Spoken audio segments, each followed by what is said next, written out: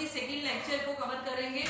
जब first lecture में मैंने आपको बताया था कि रेशो के बेसिक कांसेप्ट्स क्या होते हैं, तो आज के इस वीडियो में हम क्वेश्चंस प्रैक्टिस करेंगे उसी से रिलेटेड। बट आपको ये वीडियो देखने से पहले अगर पिछली वाली आपने कवर नहीं करी है तो पहले उस वीडियो को कवर करना, उसी के बाद आपको ये वाला कंसेप्ट जो है वो समझ में आएगा। तो चलिए वीडियो को स्टार्ट करते हैं।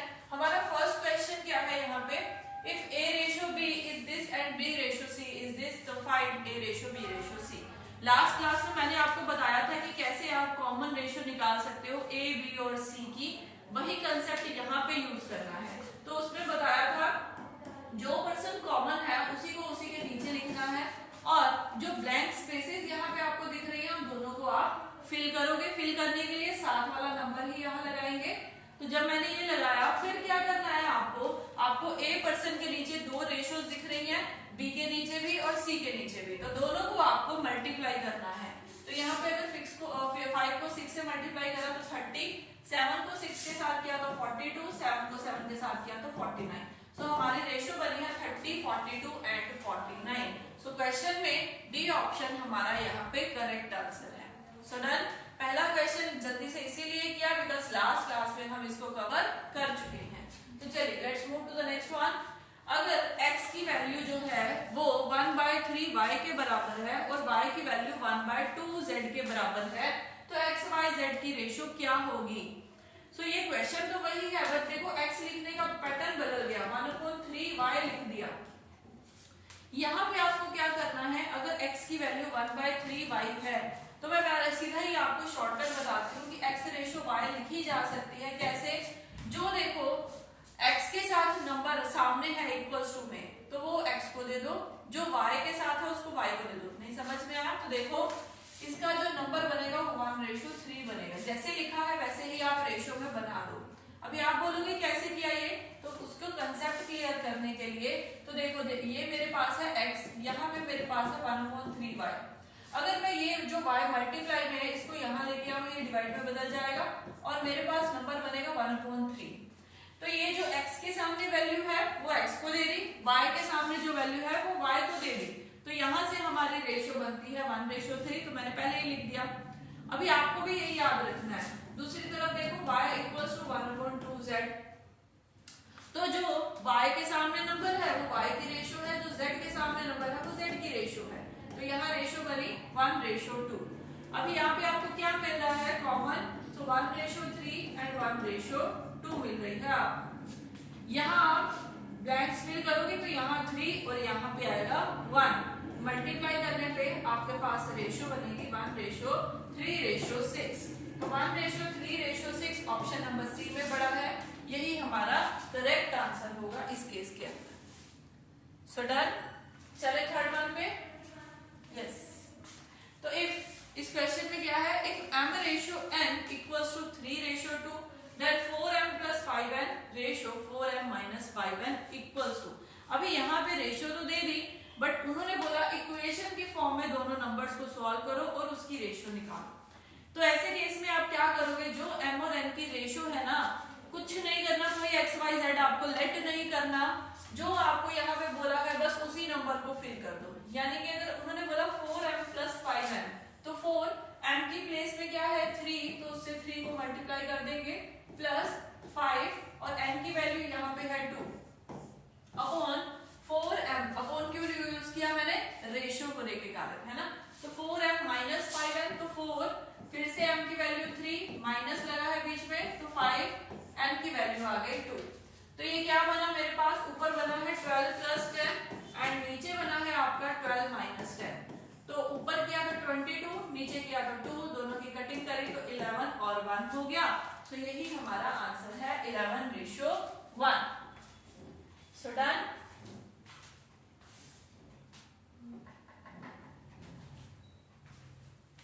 होप कि समझ में आया होगा ये क्वेश्चन। अगर समझ में आया तो इस क्वेश्चन को प्रैक्टिस करके देखो भाई, फिर वीडियो को पॉज करो और ये फोर्थ क्वेश्चन हमारा आज का, इसको प्रैक्टिस करके देखो। हाँ जी, तो इसमें क्या है, अगर आपके पास x रेशो y जो है वो 2:3 है, then the value of 3x plus 2y upon 9x plus 5y equals to what. Same question है, यहाँ भी ऐसे ही करेंगे। x और y की रेशियो आपके पास है, तो आपको इन नंबर्स को सॉल्व करना है, इस इक्वेशन को सॉल्व करना है। तो आपको जस्ट क्या करना है, x की जगह x की वैल्यू पुट करनी है, दैट इज 2 प्लस 2y यानी कि 2 मल्टीप्लाई बाय 3 अपॉन 9, और ये यहाँ पे 2 प्लस 5 यहाँ पे आया 3। सो अभी मल्टीप्लाई करें तो 6 प्लस 6 और नीचे आपका आया 18 प्लस 15। तो 6 प्लस 6 होता है 12 और 18 प्लस 15 होता है 33। तो दोनों की अगर कटिंग करेंगे तो 11 3 के टेबल पे कर देते हैं 4 और नीचे आया 11। तो यहाँ हमारा फ्रैक्शन के अंदर आंसर है, तो आंसर आया आपका ऑप्शन नंबर बी 4/11। तो ये है आपके बेसिक क्वेश्चंस, बट एग्जाम में सबसे ज्यादा पूछे जाते हैं। क्यों? क्योंकि इनमें आपको जो शॉर्टकट्स है वो सीखने का पॉइंट आ जाता है, इसीलिए। यहां तक क्लियर है बात? तो चलिए नेक्स्ट क्वेश्चन पे चलें फिर अब। ओके, सो हमारा नेक्स्ट क्वेश्चन है ₹750 have been distributed among A, B and C in such a way that A ratio B is 5/2 and B ratio C is 7/13. So what will be the part of A? अभी यहाँ question क्या है कि एक ना amount है जो कि है 750, वो डिस्ट्रीब्यूट करनी है A, B और C के अंदर। 750 रुपए डिस्ट्रीब्यूट करने हैं तीनों के अंदर। किस वे से किए गए कि A और B का शेयर है 5/2, अगर देखने जाओ B और C का शेयर तो वो है 7/13। सो आपको पता करना है कि इनमें से A का शेयर क्या होगा। सो कैसे पता करेंगे हम इस केस में? मैंने आपको बताया ना, जब भी क्वेश्चन में आपको सबसे पहले देखने को मिल जाए दो रेशियो जिसमें कुछ कॉमन होने का चांस है, तो आप सबसे पहले तीनों की कॉमन रेशियो बनाओगे। तो चलिए वो बना ले। तो मेरे पास A रेशियो B थी 5/2 एंड B रेशियो C मेरे पास है जो कि है 7/13। तो यहाँ ब्लैंक है 2 फिल कर दे, यहाँ ब्लैंक है 7 फिल कर दिया, और नई रेशियो आई 35, 14 एंड 26।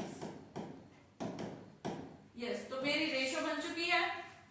अभी देखो ना, अभी आपको एक मेजर पॉइंट पता लगेगा क्या, कि जब भी आपके पास टोटल अमाउंट क्वेश्चन में गिवन है, टोटल अमाउंट, तो आपको क्या करना है, रेशियो के टोटल के इक्वल उसको रख के चलना है।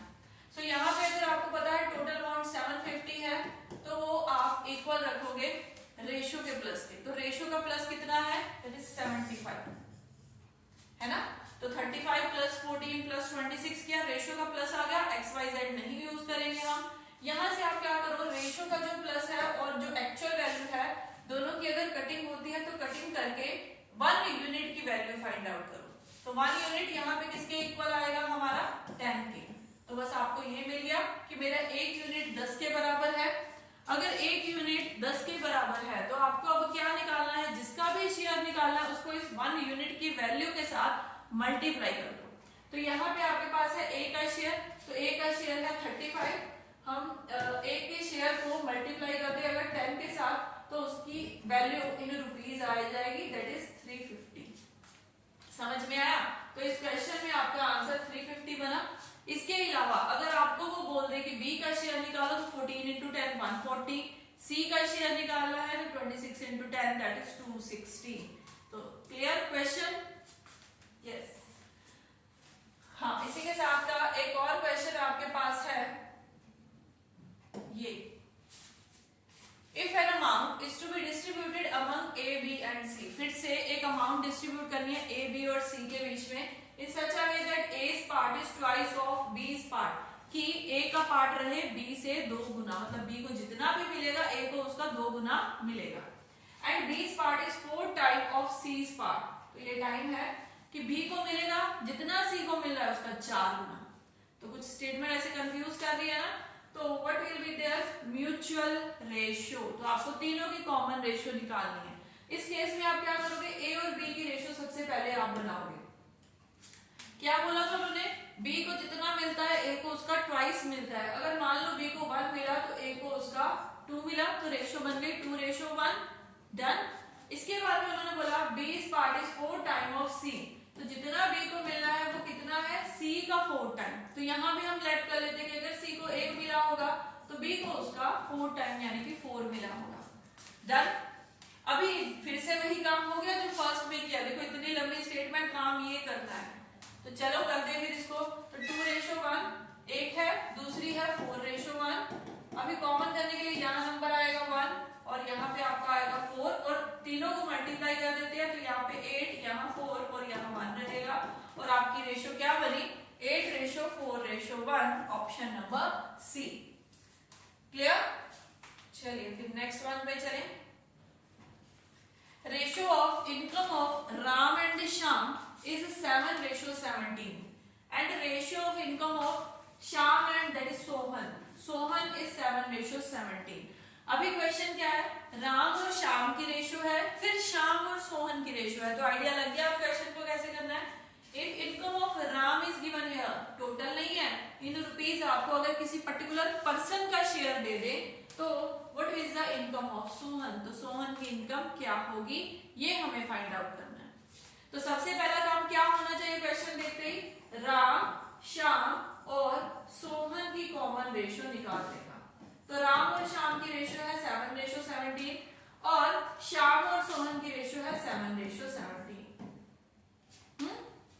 अभी आप क्या करोगे? यहाँ पे फिर से ब्लैंक्स दिख रही हैं, इनको फिल करें। तो यहाँ आएगा 17 और यहाँ पे आएगा 7। तो अभी मल्टीप्लाई कर दे तो ये 49 और ये आपका हो गया 7 के टेबल पे 49 यहाँ पे हो गया और ये हो गया 11 और ये आपका 289। तीनों आ चुका है मेरे पास। अभी कटिंग नहीं होती तो यही फाइनल रेशो है जिसका शेयर, पीछे मैंने क्वेश्चन में आपको क्या बताया था, जब टोटल गिवन है तो आप टोटल रेशो के टोटल के इक्वल रखोगे। बट अगर किसी पर्टिकुलर पर्सन का गिवन है तो आप कैसे उस क्वेश्चन को सॉल्व कर सकते हो ये हम यहाँ पे देखते हैं।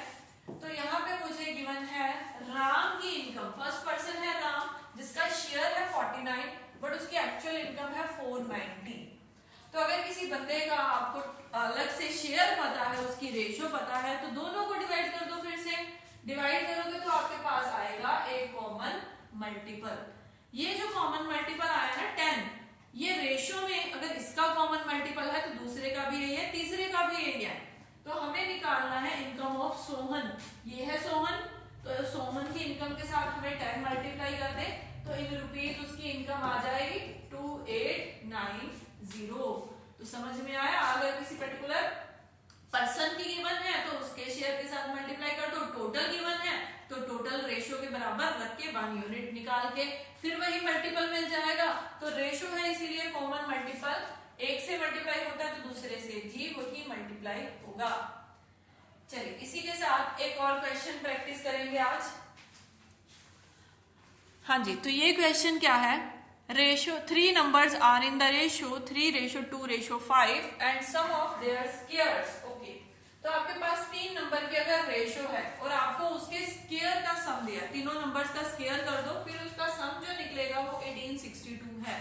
तो इनमें से सबसे स्मॉलेस्ट नंबर क्या होगा ये अब आपको आंसर करना है। सो कैसे करेंगे हम इस क्वेश्चन को? अगर आप एक्स मेथड के थ्रू जाओ तो काफी लंबा जाएगा। मेरा काम यहाँ पे आपको एक्स से बाहर निकालना है, तो डायरेक्ट उसके ऊपर चले। तो जब भी आपके पास नंबर्स का स्क्वायर है, यानी कि हम 3 का स्क्वायर कर दें, 2 का स्क्वायर कर दें, 5 का स्क्वायर कर दें, तो जब स्क्वायर कर दिया तो यहाँ 9 आया, यहाँ 4 आया, यहाँ आपका 25 आया। स्क्वायर जो है वो प्लस करने पे आपका इक्वल होगा 1862 के। समझ में आया? तो यहाँ पे आपने ना स्क्वायर करा है, तो रेशो में आपने लिए थे नंबर्स, तो मैंने वही रेशो वाले नंबर्स को लगवा दिया यहाँ पे, कोई एक्स नहीं यूज किया। अभी जो आपके पास यहाँ प्लस करके आएगा ना, एक बार देखो कैसे। तो मैंने इन तीनों को प्लस करना है, मेरे पास नंबर बनता है, इनको प्लस करने पे यहाँ पे 8 जस्ट सेकंड 5 + 4 9 9 + 9 18, तो 2 + 1 3, तो मेरे पास आया 38 यहाँ प्लस करने पे। डन, 38 आ चुका है। दूसरी तरफ वैल्यू है 1862 की। अभी हमें क्या करना है? दोनों को डिवाइड करके 1 यूनिट निकालना है। आपको आती है ये वाली बात, राइट? तो बट यहाँ ध्यान ये रखना कि उन्होंने सम ऑफ नंबर्स नहीं बोला, सम ऑफ देयर स्क्वायर्स बोला है। तो जो आपकी कटिंग करके आपको वैल्यू मिलेगी वो स्क्वायर की वैल्यू मिलेगी, ना कि आपकी 1 यूनिट की, राइट? तो हमें उस स्क्वायर से वैल्यू स्क्वायर रूट में लेके आनी होगी। तो सबसे पहले इसकी अगर कटिंग करें 19 के टेबल पे देखे करके, ये तो चला जाएगा। 19 7 के नहीं 19 8 19 चलो 2 से ही शुरू कर देते हैं फिर इजी हो जाएगा। तो 2 9 का 18, तो 2 3 का 6 और ये 1 हो गया। ठीक है, अभी अगर देखें तो ये 4 पे 5 पे जाएगा तो ये 95 बनेगा नहीं, तो 19 के टेबल पे अगर इसको कटिंग करनी है 4 पे गया तो 76 मिला मुझे, राइट। 76 यहाँ पे हो गया, तो यहाँ आपके पास 8 आ गया तो 1 आ गया, यहाँ पे आपके पास 7 और 7 1, तो ये 9 9 पे जाएगा। यस, तो हमारे पास यहाँ पे आंसर जो बनता है वो वैल्यू बनती है 49। यस, तो पूरी कटिंग 1 मिनट, बाकी एक्स्ट्रा वर्क हम इरेज कर देते हैं। कटिंग करने के बाद हमारे पास जो नंबर्स बने थे, यहाँ 19 आया था, यहाँ हमारे पास 931 आया था, दोनों की फिर से कटिंग करी तो मेरा एक यूनिट 49 के इक्वल है। बट मैंने आपको पॉइंट बताया ना कि स्क्वायर का सम है, इसीलिए ये स्क्वायर का ही वैल्यू 49 है। आपको क्या करना है, 1 यूनिट निकालना है, तो इसका रूट सॉल्व करोगे तो आपके पास 1 यूनिट निकलेगा 7 के इक्वल। अगर मेरा एक यूनिट 7 के बराबर है, मुझे अभी क्या निकालना है, स्मॉलेस्ट ऑफ दीज नंबर, तो स्मॉलेस्ट है 2, तो 2 से 7 को मल्टीप्लाई कर देंगे, हमारे पास हमारा आंसर बनेगा ऑप्शन सी 14। क्लियर हुआ ये पॉइंट। तो रेशियो में आपको अलग अलग टाइप्स की सीखनी है, कैसे किसी क्वेश्चन में हम बिना एक्स को यूज किए क्वेश्चन कर सकते हैं। इसी के साथ हमारा अगला question, LCM of two numbers is given, ratio of these numbers is this. इसकी ऑप्शंस मिस हैं बट कोई बात नहीं, हम कर लेंगे। तो आपके पास अगर दो नंबर्स की रेशियो है और उसका एलसीएम है, तो आप उन दोनों नंबर्स के बारे में कैसे पता कर सकते हो, ये क्वेश्चन है। देखो, प्रोडक्ट गिवन होगा या स्क्वायर का सम गिवन होगा। छोटी सी पॉइंट्स यहाँ पे लिख लो। अगर आपको रेशियो का प्रोडक्ट गिवन है, प्रोडक्ट ऑफ रेशियो गिवन है, या sum of squares of ratio given है, sum of squares of ratio given है, तो आपके पास हमेशा 1 स्क्वायर यूनिट की वैल्यू आएगी, जहां से रूट सॉल्व करके आप 1 यूनिट निकालोगे। ये पॉइंट आप लिख लेना नोट्स में। बट अगर आपको एलसीएम गिवन है ना, एलसीएम, तो वहां पे डायरेक्ट आपके पास 1 यूनिट की ही वैल्यू निकलेगी। ठीक है, वहां कोई स्क्वायर की वैल्यू नहीं निकलेगी। कैसे मैं प्रूव करके आपको बताऊंगी with the help of x, but फिर बाद में हम कंटिन्यू करेंगे हमारे मेथड से। सो एक नंबर मैंने लिया 5x एंड दूसरा नंबर है 6x, तो कहते हैं दोनों का एलसीएम ले लो। अभी एलसीएम लेना है इन दोनों का, तो ये x बीच में से इग्नोर करते हैं, एक मिनट। तो मैं इन दोनों का एलसीएम अगर लेने जाऊं, दोनों में क्या कॉमन है, x कॉमन है। तो एलसीएम का मतलब क्या होता है, सबको लेके चलना है, जो कॉमन है, जो नहीं भी कॉमन उसको भी। तो x के साथ यहाँ पे एक 5 और यहाँ पे एक 6 है, तो यहाँ पे मेरा एलसीएम क्या निकलता है, 30x निकलेगा मल्टीप्लाई करने पे, जो कि किसके इक्वल है, 180 के। अभी हम x मेथड यूज नहीं करते, इसीलिए हम सिर्फ 5 और 6 से मल्टीप्लाई करेंगे, क्योंकि एलसीएम जो होता है वो प्रोडक्ट ही होता है किन नंबर्स का, जो कॉमन है, जो नहीं कॉमन। तो अगर मैं x नहीं यूज कर रही तो 5 और 6 का मल्टीप्लाई 180 के इक्वल रहेगा। तो यहाँ से मैं फिर से 1 यूनिट आंसर कर दूं अपना, तो वो कितना रहेगा, वो आएगा 6 मेरे पास। तो सीधा मेरे पास 1 यूनिट की वैल्यू आएगी, दैट इज 6। अगर मेरा 1 यूनिट आ चुका है, अगर आपको ये नहीं समझ में आता, आप इसके साथ भी जा सकते हो, 30x जो कि बराबर है 180 के, आपको x की वैल्यू मिल जाएगी। और यहाँ क्वेश्चन की डिमांड क्या है, देखो x की वैल्यू 6 है, 1 यूनिट की वैल्यू भी 6 है, नंबर्स निकालने हैं, तो नंबर है 5 और 6, तो दोनों को 6 से मल्टीप्लाई करें, तो पहला नंबर है 30 एंड जो दूसरा नंबर है वो आया 36। तो आंसर है यहाँ पे 30 और 36। ये पॉइंट्स जो यहाँ बताए हैं, यहाँ नोट करके लिख लेना, चाहे दिमाग में रखो चाहे नोटबुक पे रखो, बट आपको ये पता होना चाहिए, राइट। चलिए अभी चलते हैं नेक्स्ट क्वेश्चन पे। Ratio of income of P and Q is given and ratio of their expenditure is given. If both of them save 120 each, then find the income of P. अभी ये question की type बदल चुकी है। यहाँ पे आपको दोनों की इनकम की भी रेशियो है, दोनों की एक्सपेंस की भी रेशियो गिवन है, तो वहां से आप किसी एक पर्टिकुलर पर्सन की इनकम कैसे निकाल सकते हो, अगर आपको क्वेश्चन में सेविंग भी दे दी जाए। ठीक है, तो सेविंग भी दे दी गई है इस क्वेश्चन के अंदर। तो देखो इस क्वेश्चन में आप कुछ नया सीखोगे आज।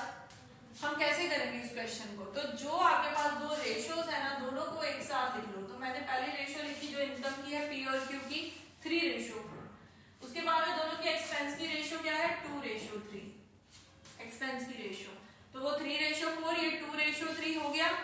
नाउ अभी क्या करना है आपको ऊपर से और नीचे से गैप चेक करना है, ऊपर से और नीचे से। स्टेप नंबर 1 है ऊपर से आपका गैप आ रहा है 1 जबकि नीचे से आपका गैप आ रहा है 1। इस गैप को हम बोलते हैं कॉमन गैप निकालना टॉप और बॉटम से। अगर ये गैप कॉमन है तो कोई दिक्कत नहीं है, बस कॉमन करके छोड़ देना। बट अगर ये कॉमन नहीं होगा हम उसको कॉमन करेंगे। आने वाले क्वेश्चन में हम देखेंगे अगर कोई ऐसा मिलता है पॉइंट वो कैसे होता है। बट फिलहाल के क्वेश्चन में अगर ये कॉमन है तो छोड़ दो।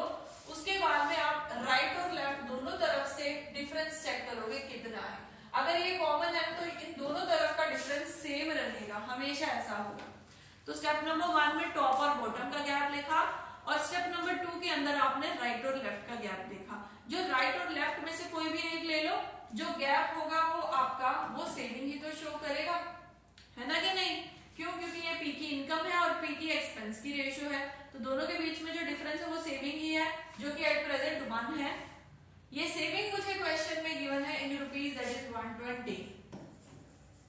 तो अगर मेरा एक यूनिट 120 के बराबर है, मुझे पी की इनकम निकालनी है, तो 1 यूनिट 120 के बराबर पी की इनकम क्या होगी? हम पी की वैल्यू से उसको मल्टीप्लाई कर दे तो 3 को 120 से मल्टीप्लाई करने में हमारे पास निकलेगा 360 जो कि पी की इनकम होगी।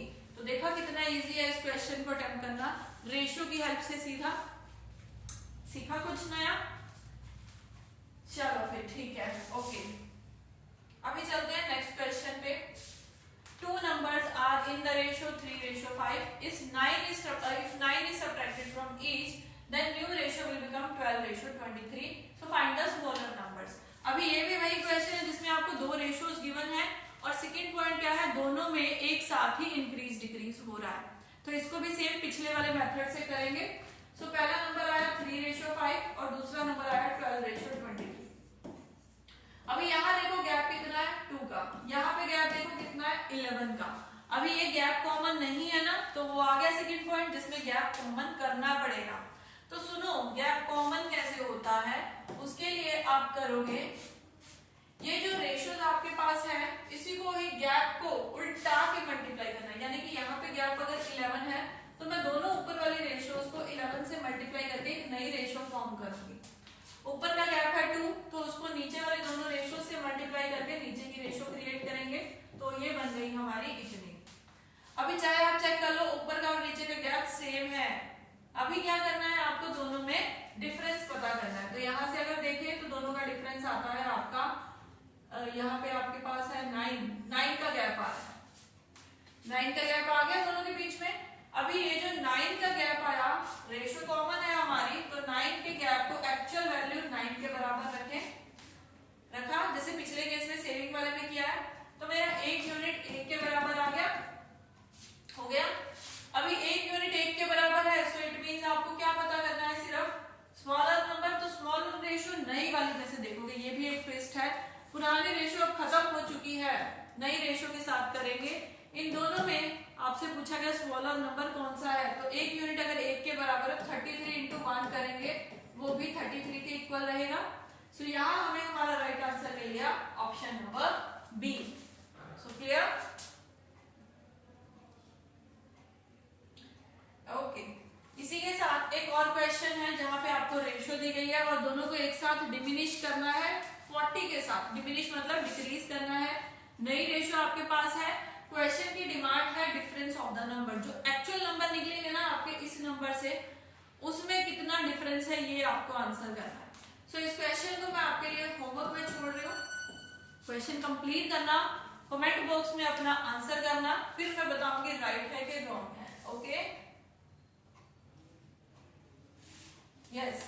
तो अभी चलते हैं नेक्स्ट क्वेश्चन पे। ये बहुत इंपॉर्टेंट क्वेश्चन है, आपके एग्जाम में कई बार आता है ये क्वेश्चन कि अगर आपके पास salaries of A B C ratio के अंदर है और सबको किसी ना किसी परसेंटेज से हमें इंक्रीज करना है, तो उस केस में नई रेशियो क्या होगी। देखो इस क्वेश्चन को अटेम्प्ट करने का बहुत इजी मेथड है, वो क्या है ध्यान से सुनना। आपके पास पुरानी रेशियो है ना 1 3 4, इसको देखने का नजरिया ही बदल दो। आपको ये दिखनी चाहिए 100, दिखनी चाहिए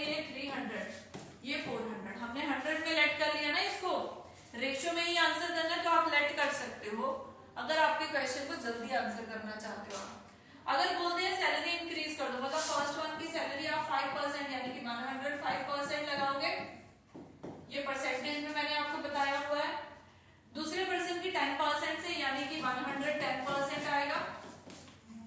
तीसरे वाले की इंक्रीज करनी है 15% से यानी कि 115% आएगा। तो नई रेशियो क्या होगी, यहाँ पे देखो आपको मल्टीप्लाई नहीं करना, आपको कटिंग करनी है। तो अगर मैं तीनों के 100 कैंसिल कर दूं, तीनों में कॉमन है, कटिंग ऐसे ही होती है। यहाँ पे 2 जीरो है, यहाँ भी और यहाँ भी, ये भी कैंसिल करती है। अभी बचा क्या है मेरे पास, यहाँ पे 105, इसका कलर चेंज करके करते हैं। 105 5 के टेबल पे 21 पे गया, 110 5 के टेबल पे 22 पे गया और ये 23 पे गया। अभी बचा क्या क्या है, 21 20, यहाँ से बचा है मेरे पास 21, यहाँ से मेरे पास 3 इंटू 22 यानी कि 66 बचा, यहाँ पे मेरे पास 23 इंटू 4, तो ये आपका हुआ 92। तो आंसर क्या बना, 21, 66 and 92। C option correct answer. समझ में आई ये बात? तो सी ऑप्शन यहाँ पे आपका करेक्ट आंसर हो गया। और हम इस क्वेश्चन को ऐसे फॉर्म करेंगे, आगे से इसका ध्यान रखना। चलिए एक और क्वेश्चन देखते हैं। In a school having overall strength 286, ratio of boys and girls are given. If 22 girls are admitted, then new ratio will be. So ये एक ऐसा क्वेश्चन है जहाँ पे आपको क्लास की टोटल स्ट्रेंथ बताई गई है, बॉयज और गर्ल्स की रेशियो बताई गई है। फिर बोलते हैं दोनों में एक साथ चेंज नहीं करना, एक में ही चेंज करना है। तो नई रेशियो क्या होगी? इस क्वेश्चन में आप कैसे कर सकते हो, सबसे पहले आपके पास टोटल है और बॉयज और गर्ल्स की रेशियो है, तो हम उस रेशियो के प्लस के बराबर इसको रखेंगे। तो रख दिया, मतलब सबसे पहले आप बॉयज और गर्ल्स इन नंबर्स निकालोगे। तो मेरा 1 यूनिट यहाँ से निकलेगा, तो वो निकला आपका 22 और पीछे बचा आपका 6, 13 2 26 हो गया और पीछे बचा फिर से 26, तो 1 यूनिट मेरा 22 के इक्वल आया। अगर मेरा 1 यूनिट 22 के इक्वल है तो बॉयज कितने होंगे क्लास के अंदर, 22 इंटू 8 करेंगे, सो ये आपके पास आ जाएगा 176 और गर्ल्स निकलेंगी यहाँ से 22 इंटू 5 करने पे 110। अभी वो बोलते हैं कि गर्ल्स में आप एडमिट करो 22 मोर, तो नई रेशियो क्या बनेगी 176 और ये बनेगा आपके पास 132। तो अभी आपको दोनों के रेशियो निकालने हैं। कौन से टेबल पे निकालोगे आप, 11 के, 11 1 दा, 11 6 दा, 11 1 दा और ये पीछे आपका 2 दा। तो फिर से कट रहा है 4 के टेबल पे, तो ये ओवरऑल आपके पास 4 रेशियो 3 आंसर इनकी नई रेशियो आ रही है। इजी है, समझ में आया? ओके चलिए, सो ये एक और क्वेश्चन है जहां पे आपको टोटल स्टूडेंट्स गिवन है और उनकी रेशियो गिवन है। तो अगर 12 मोर गर्ल्स एडमिट करी जाए तो नई रेशियो क्या होगी? बिल्कुल सेम क्वेश्चन है, तो इसको भी हम छोड़ते हैं होमवर्क के लिए, राइट? तो चलिए आगे चले फिर। अब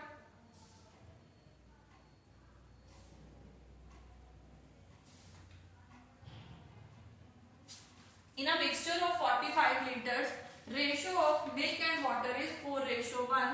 How much water must be added to make this new ratio? अभी गर्ल्स वाला जो क्वेश्चन करके आए हो ना, उसमें टोटल स्ट्रेंथ है और दोनों की रेशियो आपके पास होती है।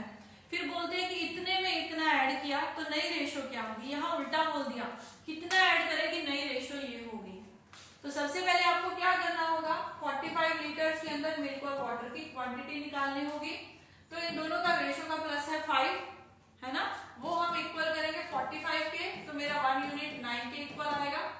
अगर मेरा 1 यूनिट 9 के इक्वल है तो मेरे मिल्क की क्वांटिटी कितनी है इन नंबर्स, तो 9 इंटू 4 36, 1 इंटू 9 9, यानी कि मिल्क पड़ा है उसमें 36 लीटर और पानी पड़ा है उसमें 9 लीटर का। अभी उन्होंने पूछा कि नई रेशियो क्या होगी, क्यों? इसमें आप क्या देखोगे कि किस क्वांटिटी में चेंज आ रहा है। वाटर में चेंज आ रहा है, मतलब मिल्क तो एज इट इज ही रहेगा, जो पहले है वही बाद में रहेगा। तो अगर मैं नई रेशियो पे सोचना चाहूँ तो मिल्क तो 36 लीटर का ही पड़ा रहेगा, जबकि उसकी रेशियो है 3:2। यहाँ थोड़ा सा उल्टा सोचना है। क्या बोला था, अगर किसी चीज की वैल्यू पता है, उसकी रेशियो पता है, कॉमन मल्टीपल, तो हम निकाले कॉमन मल्टीपल, यानी कि नए वाले मिक्सचर में जो अगर वाटर जो है, सॉरी मिल्क जो है वो 36 लीटर है, 12 का मल्टीपल है, तो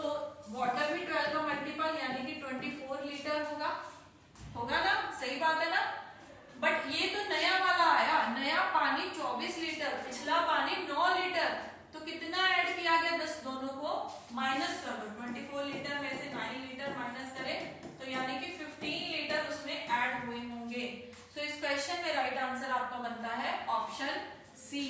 समझ में आया ये क्वेश्चन आपको? ओके।